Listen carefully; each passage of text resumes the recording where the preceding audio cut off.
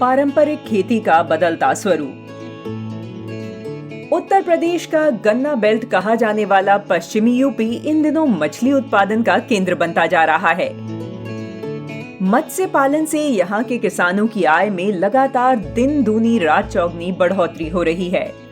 आपको जानकर आश्चर्य होगा कि पश्चिमी उत्तर प्रदेश का जो क्षेत्र कल तक अपने पारंपरिक खेती गेहूं और गन्ना उत्पादन के लिए जाना जाता था, अब वहां के किसान अपनी जमीन पर तालाब बनाकर उसमें मछली पालन का कार्य कर रहे हैं। गन्ना बेल्ट के किसानों के लिए मछली पालन काफी मुनाफे का सौदा साबित हो रहा है।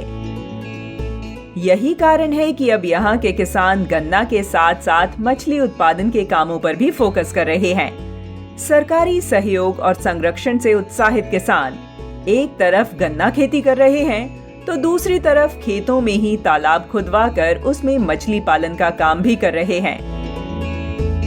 हालात ये है कि मेरठ के सभी 12 ब्लॉक के किसान उन किसानों के लिए प्रेरणा के स्रोत बन गए हैं जो अभी भी पारंपरिक खेती पर ही अटके हुए थे। इन किसानों के मनोबल को बढ़ाने के लिए राज्य सरकार भी कई योजनाओं के माध्यम से किसानों को निरंतर लाभ पहुंचा रही है। मछली पालन कर रहे किसानों का कहना है कि पारंपरिक खेती से हटकर इस मत्स्य खेती से उनकी आय में कई गुना बढ़ोतरी हो रही है। मछली उत्पादन के प्रति किसानों के बढ़ते रुझानों के बारे में जिले के मत्स्य विभाग के अधिकारी कहते हैं कि सरकार मत्स्य पालकों को 40% तक की सब्सिडी दे रही है। इसलिए जो किसान अपनी आय बढ़ाना चाहते हैं और अपनी आर्थिक स्थिति को बेहतर करना चाहते हैं, उनके लिए मछली पालन एक सहज व्यवसाय के तौर पर उभर रहा है। ऐसे किसान जो परंपरागत खेती करके अपना गुजारा कर रहे थे, अब तालाब के किनारे सेल्फी लेकर अन्य किसानों को मछली पालन करने के लिए प्रोत्साहित कर रहे हैं।